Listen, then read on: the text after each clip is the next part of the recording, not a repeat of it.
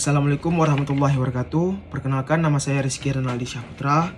Di sini saya akan menjelaskan sedikit materi terkait etika dalam penelitian hukum.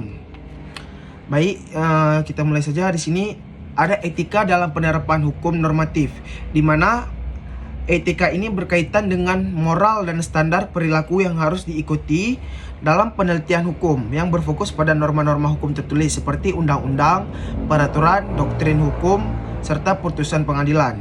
Dengan menerapkan etika ini, penelitian hukum normatif akan lebih kredibel, objektif, dan berdampak bagi perkembangan ilmu hukum serta praktik hukum di masyarakat. Selanjutnya ada etika dalam penelitian hukum empiris. Etika hukum dalam penelitian hukum empiris ini sangat penting untuk memastikan bahwa penelitian dilakukan dengan integritas, kejujuran, dan menghormati hak serta kepentingan subjek yang terlibat. Baik, di sini ada poin kedua terkait pencegahan plagiasi dalam penelitian hukum normatif, dan ada pencegahan plagiasi dalam hukum empiris. Kalau di dalam hukum normatif, penelitian hukum berfokus pada analisis dokumen hukum seperti undang-undang, peraturan, jurisprudensi, dan doktrin. Misal seperti menggunakan kutipan dan referensi yang tepat,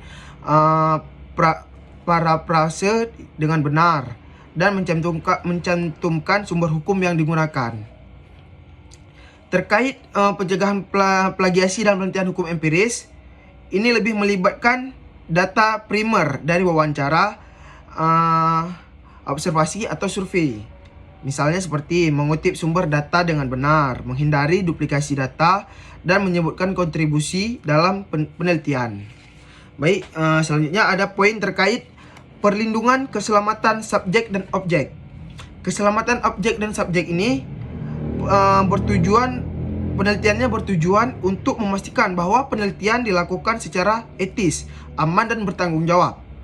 Dalam penelitian hukum empiris yang melibatkan manusia, aspek seperti informed consent, kerahasiaan, dan perlakuan yang adil sangat penting.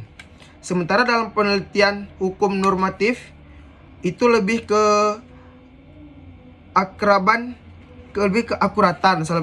keakuratan, transparansi, dan perlindungan terhadap dokumen hukum harus diperhatikan.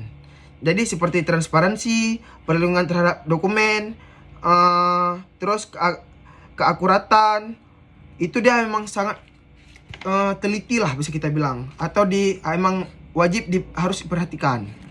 Baik, selanjutnya ada jaminan kerahasiaan.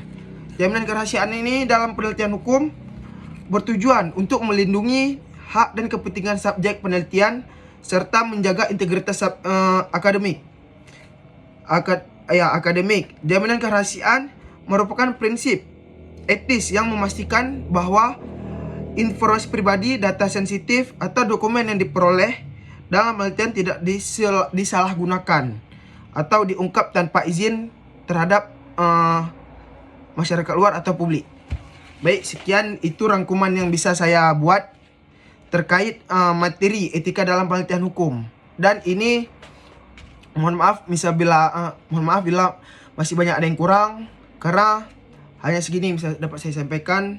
Saya akhiri dengan Assalamualaikum warahmatullahi wabarakatuh.